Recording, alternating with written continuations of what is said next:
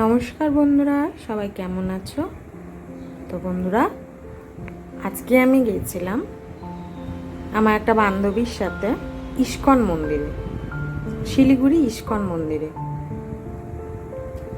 এখানেও যে ইস্কন মন্দিরটা রয়েছে সেটাও অনেকটা এরিয়া জুড়ে, মানে অনেকটা বড়, স্পেসিয়াস, অনেকটা জায়গা জুড়ে। মানে দেখো, এটা এন্ট্রি পথ, এখান দিয়ে আমরা ঢুকছি। তো আমার বান্ধবী স্কুটার ছিল, তো ও ডাবল লোডিংও করতে পারে, তাই ও আর আমি মিলে গেলাম। এই যে সামনেও হাঁটছে। ওদিকে দেখো শু স্ট্যান্ড ছিল, মানে জুতা রাখতে পারো তোমরা। আর এটা হলো মন্দির, এটা হলো মন্দিরের সিঁড়ি, অনেকগুলো সিঁড়ি আছে। তো পরপর আমরা সিঁড়ি পার হয়ে চলে গেলাম। প্রথমে একটু হাত ধুয়ে নিয়েছিলাম ওই জায়গাটাতে। তো আমরা জুতো বাইরেই রেখেছিলাম, মানে ও স্কুটারের নিচেই রেখেছিলাম। তো আমরা এখানে আর রাখিনি, টাকা দিতে হতো। তারপরে মন্দিরে উঠে ঠাকুরের দর্শন করলাম। খুব সুন্দর কীর্তন হচ্ছিল। তো ওর বাড়ি কাছেই, আমার বান্ধবীর বাড়ি এখানেই, এই জন্য প্রায় দিনই আসে এখানে।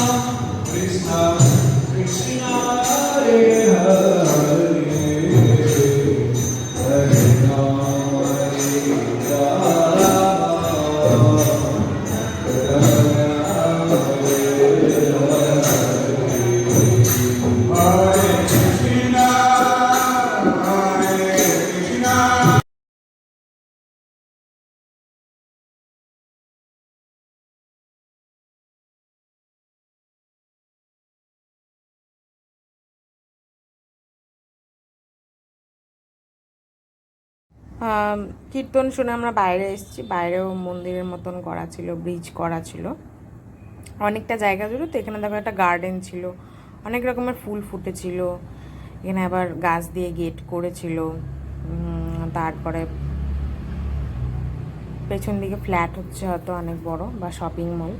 এখানে একটা ছোট্ট রাধা বলছি, সরি, জগন্নাথের মন্দির ছিল।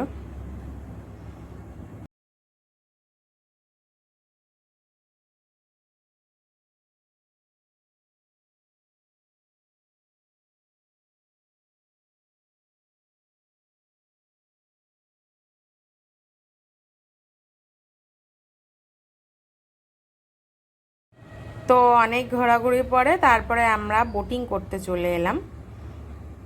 এখানে নাকি রুই কাতলা মাছও থাকে। তো একটা মাছকে অনেকটাই কাছে থেকে দেখেছিলাম, কিন্তু পুরোটা দেখতে পাইনি, যদিও যদিও আওয়াজ পাচ্ছিলাম ও জলের মধ্যে সাঁতার কাটছিল। তো 20 টাকা করে মাত্র টিকিট, মানে 20 টাকায় 2 রাউন্ড ঘোরাবে, পার হেড 20 টাকা করে। তো আমি আর আমার বান্ধবী বসে পড়েছি।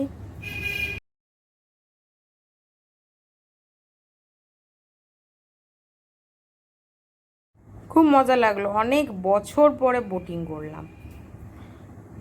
অনেকটা আর কি, এই ধরো 2 থেকে 4 মিনিট সময় লাগলো পুরোটা ঘুরতে।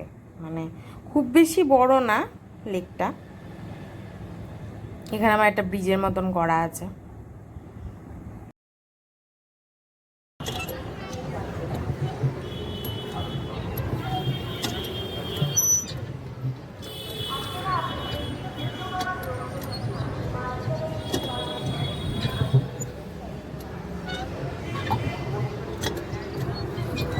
এদিকে এলান দিও না, এলানটা উঠাতে দাও।